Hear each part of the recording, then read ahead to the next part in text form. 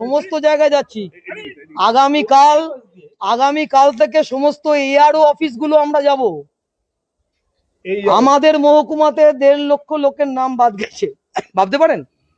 হ্যাঁ, ব্যারাকপুর মহকুমাতে। আরো কি যাওয়ার সম্ভাবনা রয়েছে? সেটা কিছু বললেন না, উনি বলেছেন যে চেষ্টা করবেন, নির্বাচন কমিশনের সাথে কথা হচ্ছে। কে বলবেন? এসডিও বললেন, এরা তো একে অপরের উপর দোষ চাপায় না, ওরা কিছু জানে না।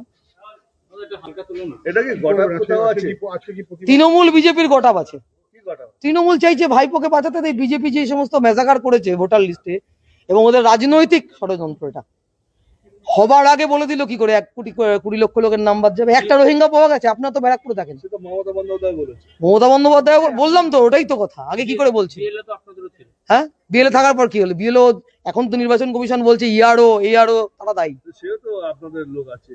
আমাদের লোক আছে মানে আমাদের তো সবাই লোক, মানুষ সব লোকই আমাদের লোক। আমরা কোনো ইআরও এরকম কোনো ব্যক্তিগতভাবে বলছি না। আমরা বলছি নির্বাচন কমিশন হাতের পুতুলে পরিণত হয়েছে।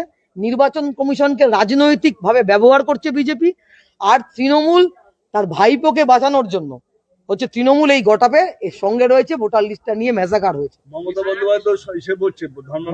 হ্যাঁ, মমতা বন্দ্যোপাধ্যায় 28 তারিখ যখন ভোটার লিস্ট বেরিয়েছে, এই যে 60 লক্ষ লোকের নামের পাশে বিবেচনাধীন, তাদের কতটা আত্মসম্মানে লাগলো, মান সম্মান গেল, ভাবেন তো।